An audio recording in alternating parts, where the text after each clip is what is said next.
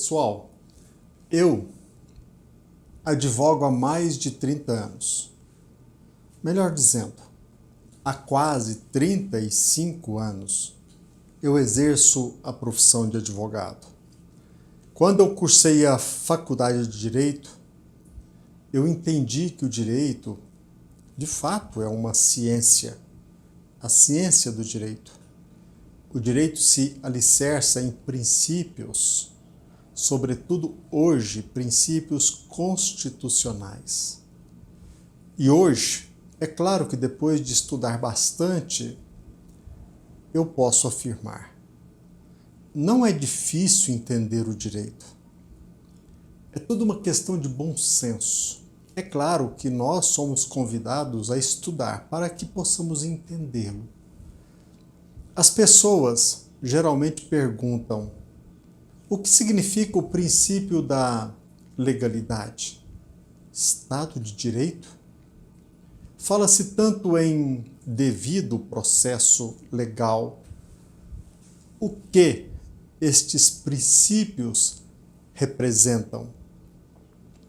É claro, é notório que num diminúsculo espaço de tempo nós não podemos esgotar a matéria, muito menos adentrar mais profundamente nela. Mas eu queria inicialmente dizer o seguinte: nós precisamos fazer a distinção entre administração pública, Estado, administrado e cidadão.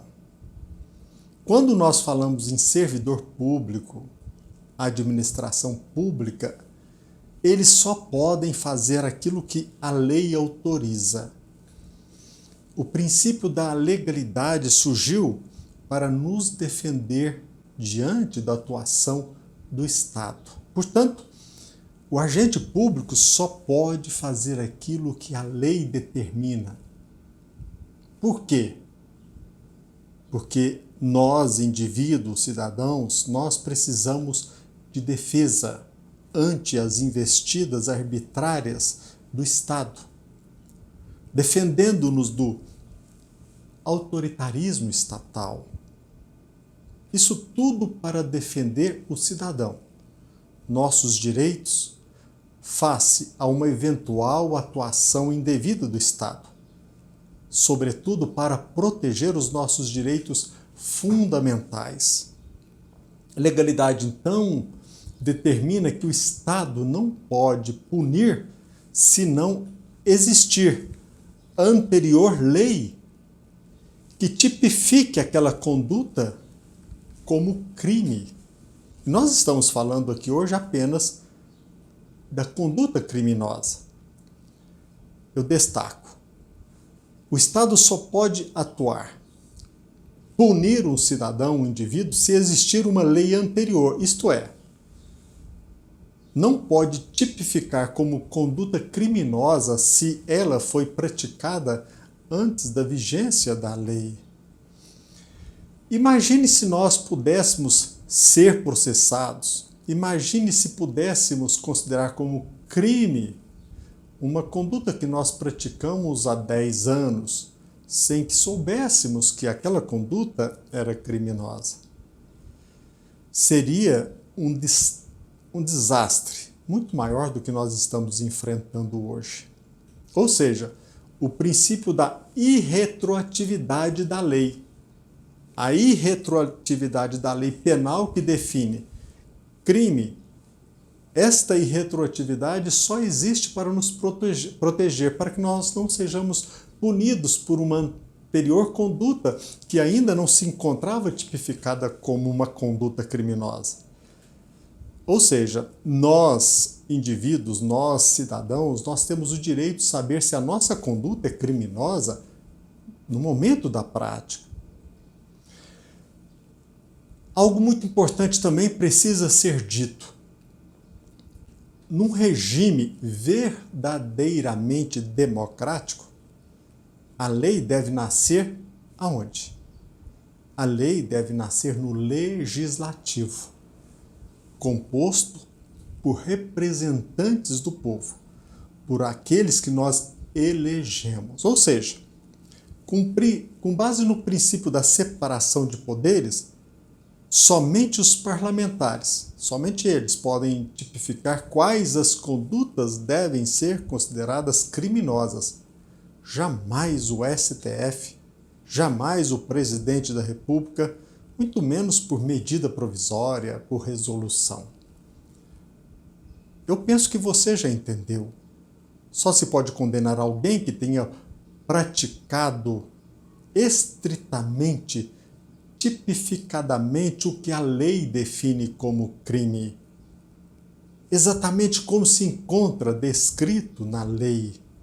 Aquela conduta. Fora disso, jamais qualquer ato de nos conduzir pode ser tipificado como crime, que obviamente jamais pode ser condenada. A lei, ela tem de estabelecer os limites claros da conduta, não permitindo jamais leis genéricas. Por exemplo, a expressão conduta socialmente danosa como crime é muito genérico. O que é danoso? É uma lei que é bastante genérica, que dá uma oportunidade para que o representante do Estado a interprete como ele a entender. Em regimes autoritários, é costumeiro o desprezo deste princípio, isto é, da proibição de leis genéricas. É o mesmo que dizer, é crime tudo que contrariar, por exemplo, o sentimento do povo. Olha que expressão genérica. Ou, vamos usar uma outra expressão, os interesses do Estado. Como que nós iremos conduzir se o julgador ele poderá interpretar de forma subjetiva esta expressão interesses do Estado? Mas o que nós podemos, repito, entender como socialmente danoso, interesse dos Estados, a lei, então, ela tem que ser específica, delineando detidamente a conduta para que aquela conduta, ser considerada criminosa, tipificando claramente o atuar. No presente, no momento atual, eu pergunto, o que representa a expressão abolição violenta do Estado Democrático de Direito? Vamos usar uma outra expressão, golpe de Estado. Como que os doutrinadores, os juristas entendem essas expressões? Elas são por demais genéricas e o julgador desfruta de uma faculdade subjetiva para encaixar qualquer pessoa no meio desta expressão. E eu pergunto, o que representa dizer como crime a abolição violenta do Estado Democrático de Direito? Neste caso, repito, e é necessário reiterar, fica ao arbítrio do Estado, do julgador, interpretar a lei e dando a ela a interpretação que ele queira. Então, para mim, é claro, é notório, é proposital o uso desta prática nos regimes autoritários. A definição de crimes com expressões genéricas para que o poder repressivo possa atuar sem limitações. Você já parou para se perguntar o que significa dizer flagrante perpétuo? Quantas arbitrariedades estão sendo cometidas hoje, sobretudo por aqueles que se dizem renomados juristas? É o que nós temos assistido hoje. Não só se adultera o sentido da lei, como lhe dá o contorno que queira. As pessoas perguntam também, o que existe de ilegalidade na prisão dos indivíduos durante o ato de 8 de janeiro? Nós não estamos aqui adentrando ao mérito, porque cada conduta deve ser analisada de forma distinta e pormenorizada, profundamente. Mas o que existe de ilegalidade no processo em torno da prisão daqueles que participaram dos atos antidemocráticos? De forma incisiva, processualmente, eu já respondo. Este processo, ou estes processos, estão cheios de irregularidades, mas eu vou apresentar apenas dois, com base no princípio da legalidade, do princípio do devido processo legal, para que eu não me alongue em demasia. Primeiro, fere o princípio do juiz natural. Decorrência do princípio da legalidade, nós precisamos saber quem irá nos julgar. Não se pode criar um tribunal de exceção exclusivamente para aquelas determinadas condutas. Os supostos criminosos, aqueles que foram presos em 8 de janeiro, eles não são detetores de prerrogativa de foro. Melhor dizendo, as pessoas acusadas da prática de atentado ao Estado Democrático de Direito, aqueles que são acusados destes aventados crimes, eles não estão arrolados em lei como aquelas que deveriam ser processadas e julgadas criminalmente pela Suprema Corte. De forma sucinta, o Supremo Tribunal Federal é incompetente e a atuação deles é flagrantemente inconstitucional. Esses processos também eles ferem o princípio do duplo grau de jurisdição, o princípio do devido processo legal. Princípio do devido processo legal? Isso mesmo. Procuremos entender juntos. Só será privado de sua liberdade ou terá seus direitos restringidos, todos nós, mediante processo legal, exercido pelo Poder Judiciário por meio do juiz, de um juiz natural, assegurados o contraditório e a ampla defesa. O Supremo Tribunal Federal é o juiz natural? Não. Como nós já dissemos, aqueles acusados, eles não detêm prerrogativa de foro. Está sendo assegurado aos acusados o contraditório e a ampla defesa? Também não. Ora, o processo penal é um instrumento da jurisdição que viabiliza a aplicação da lei penal. E nós precisamos entender o motivo de existir diversos procedimentos penais. Uma coisa é o processo penal, outra, bem diferente, são os procedimentos penais. Certamente você irá me entender. O processo é o caminho percorrido para a realização dos atos processuais até a decisão final, seja ela sentença ou um acórdão. O acórdão é a decisão de um tribunal. O procedimento, por sua vez, é a forma destes atos caminharem. O procedimento é a forma de se caminhar. É o modo pelo qual esses inúmeros atos processuais eles devem desenvolver, devem ser praticados, até chegar ao julgamento conclusivo.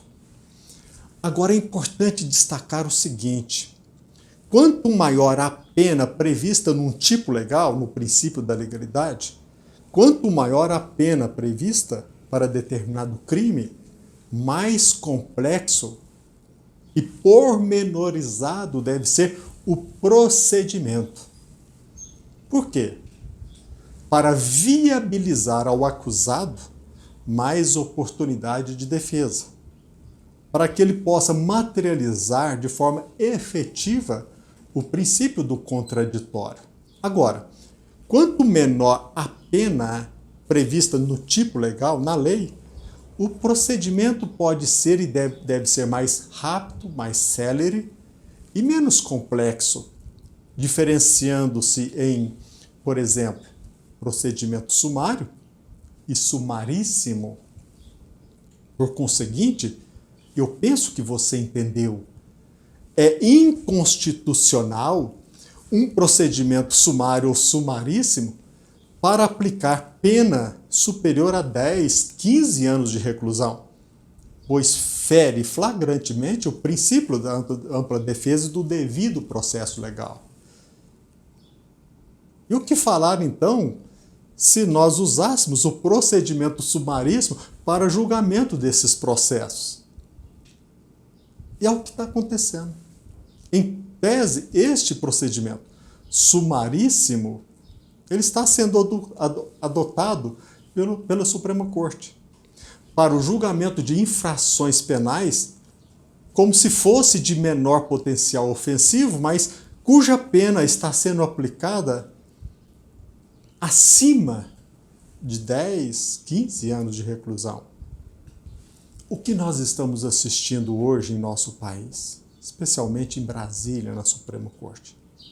Julgamentos sumaríssimos para se condenar indivíduos com penas gravíssimas, inviabilizando assim o direito de defesa, obstaculizando a ampla defesa.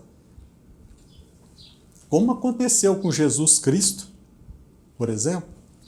Ele foi condenado de forma sumaríssima, e quase sempre se diz de forma sumária, à pena capital, à pena de morte, pois Jesus Cristo ele foi condenado assim à pena de morte, num julgamento com menos de 2 dias. E os antidemocratas? Ora, os antidemocratas deveriam ser julgados em primeira instância, momento em que desfrutariam da possibilidade de recorrer não só aos tribunais, até mesmo aos superiores tribunais. Os antidemocratas desfrutariam assim, eles poderiam não só serem interrogados, eles poderiam até mesmo pedir a realização de perícias, analisar detidamente as provas, porque cabe ao Ministério Público provar que aquele acusado é criminoso, decorrente do princípio da presunção de inocência. Então, o dever do Ministério Público é provar. E nesses procedimentos, na primeira instância, poder-se analisar detidamente as provas, facultar não só ao acusado o direito de defesa, como o direito à sustentação oral, não só no juízo da primeira instância, como nos juízos das demais instâncias. O que é de se lamentar é que os renomados juristas atropelam o ordenamento jurídico e a OAB, a maioria dos advogados, a maioria deles ficam calados. Eu não acredito que esses advogados não conheçam o direito, porque não precisa ser advogado para entender aquilo que eu estou compartilhando com vocês. É claro que na faculdade nós estudamos profundamente esses princípios, mas não precisa ser advogado. Não precisa ter cursado a faculdade de Direito para entender tudo aquilo que eu disse nesse vídeo. Pensemos, não somente aos advogados, aos desembargadores, aos juristas, aos ministros cabe um dever, cabe também a todos nós, indivíduos e cidadãos.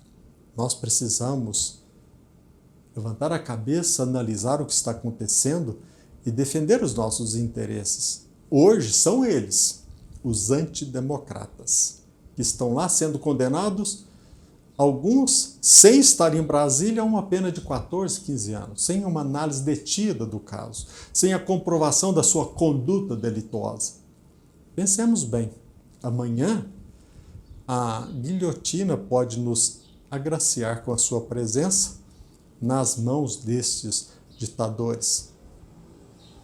E você, certamente, nós poderemos acusar todos de indiferença e de negligência.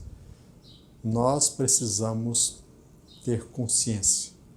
Não se trata de quem seja de esquerda, de direita, se trata de princípios, princípio da legalidade. Porque hoje, indubitavelmente, nós não estamos vivendo num país democrático. E vocês podem me acusar de antidemocratas ao dizer isso. Porque uma coisa é o respeito às instituições. Agora, ficar calado sobre as arbitrariedades de certos agentes públicos, isto é ilegal. Isto é, além do mais, imoral. Um abraço. Até mais.